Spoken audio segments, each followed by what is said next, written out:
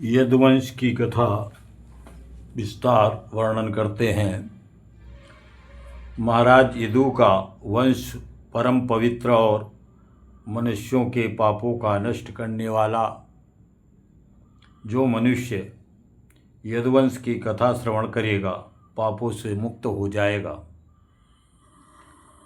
यदुवंश में भगवान गोविंद कृष्ण ने मनुष्य के रूप में अवतार लिया था।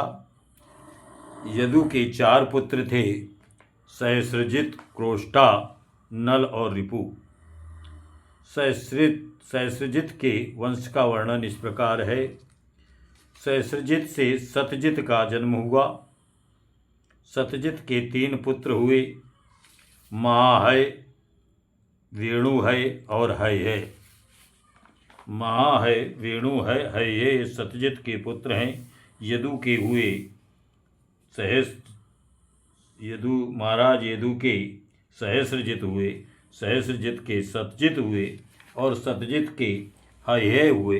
हय वंश में सहस्रबाहु नाम का राजा था।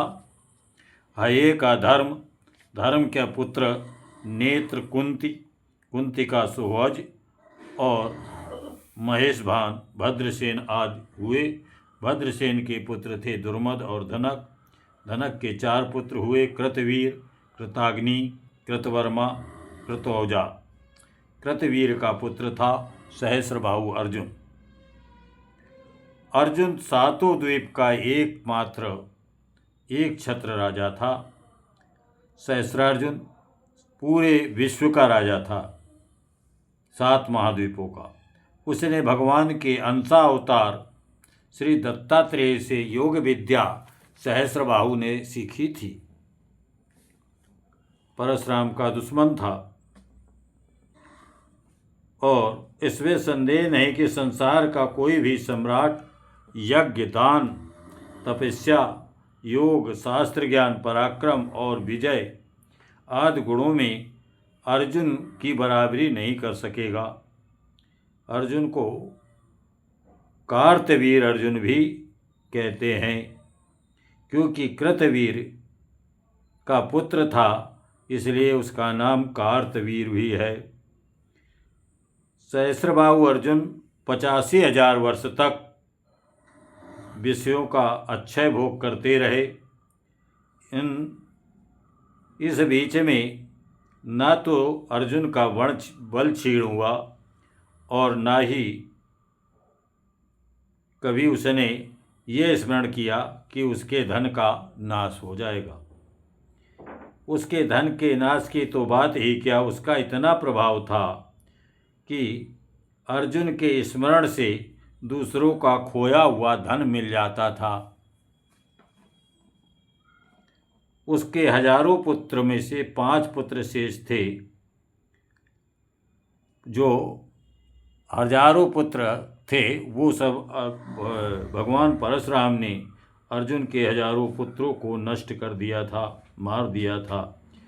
परशुराम की क्रोधाग्नि में अर्जुन के पुत्र भस्म हो गए थे।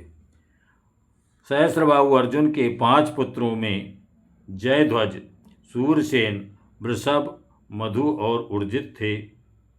उन 5 पुत्रों में जयध्वज प्रमुख था। जयध्वज के पुत्र का नाम तालजंग था। तालजंग के भी 100 पुत्र हुए और वो 100 पुत्र क्षत्रिय कहलाए। तालजंग नाम के क्षत्रिय कहलाए। महर्षि औरव की शक्ति से राजा सगर ने उन तालजंगों का संहार कर डाला।